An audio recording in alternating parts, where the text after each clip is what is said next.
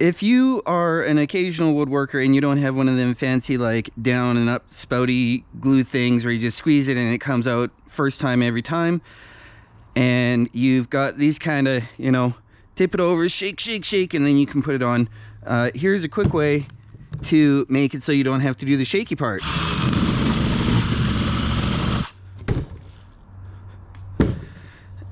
I've got an old block of LVL double up that I was going to try to use for a template of gluing some stuff, but all you really need to do is have something apparently a little bit deeper than that.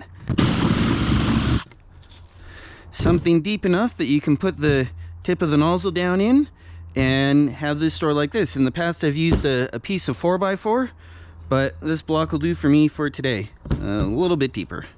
But yeah, that's how I make my glue stands.